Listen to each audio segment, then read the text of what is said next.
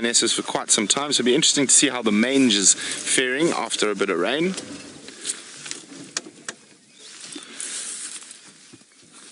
There we go.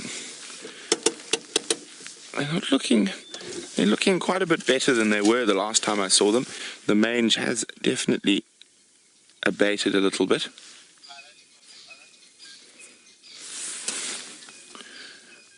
There we go. Now they've been up and down. Of course, the third lioness has got little cubs at the moment, so she's not going to be wandering too far. And this is the first time I've seen the Styx on Djuma for a long time.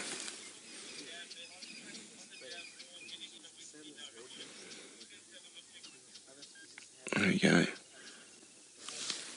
Now, the Styx Pride, for those of you who might not know, they lost 8 cubs to mange during the drought, but the eldest females already had new cubs, and it's probably not too long before these two start showing signs of pregnancy.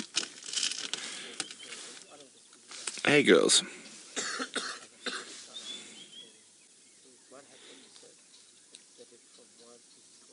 Now here Byron's got tracks of the Inkuhumas around Buffalo's Hook as well.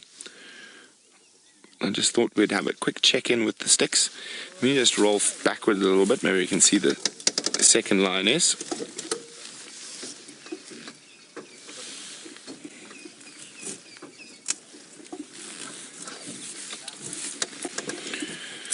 There we go. Hi Sarah, who's in the United Kingdom. She says this show is her latest obsession, and she'd like to know how many cubs can a lion have in a single litter, and how long are they pregnant for. So like most predators, they have very short gestation periods. The gestation period of a lion is between 90 and 110 days, so very, very short. And that reason for that is because they have such a high cub mortality. About 70% of all lion cubs that are born in the wild die. And the largest ever recorded litter of lions in the wild is, I think if I remember correctly, it's 6 from Nairobi National Park in Kenya. Generally, the average is 1 to 4 cubs. In captivity, the largest ever litter recorded is over 10, but that is probably due to lots of mitigating factors, and it's not natural and not good for a lioness to have that many cubs. So 1 to 4 is average. Normally you find in our area most of the litters are 2 or 3. Now the Styx Pride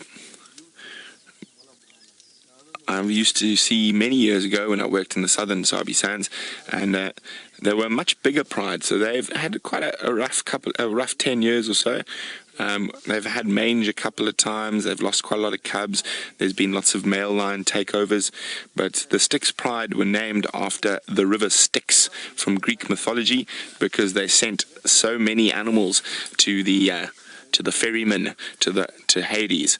So they were very, very successful hunting prides, still are in fact, even though that they're not quite as big as they used to be, only 3 adults. And I think it's 2 or 3 cubs. Vim, did you see the cubs? No, with Jamie. Yeah. No, the new ones. Oh, no.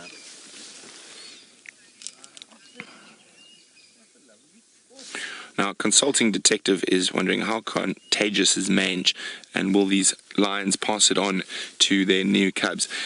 Well, mange really only takes bad effect in times of drought. So if it rains, you'll probably find that the mange will clear up and the cubs will normally survive, or they might be killed by a male lion, we never know, but they shouldn't pass on from mange at least. But it doesn't look like these lions are going anywhere anytime soon.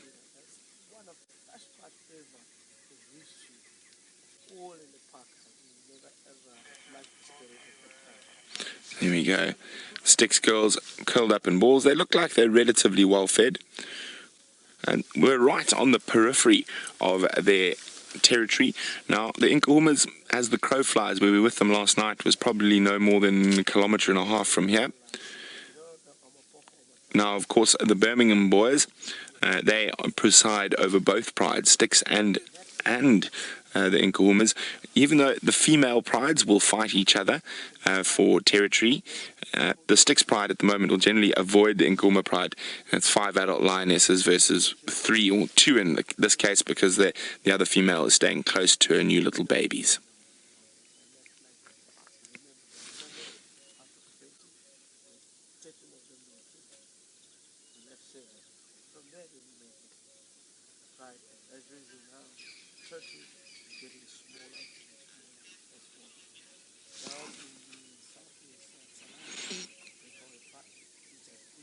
Okay guys, well it is birding big day and these cats are not doing anything, so I think VM and I are going to continue on our birding adventures. Remember, we're trying to get over 50 species today on camera live, so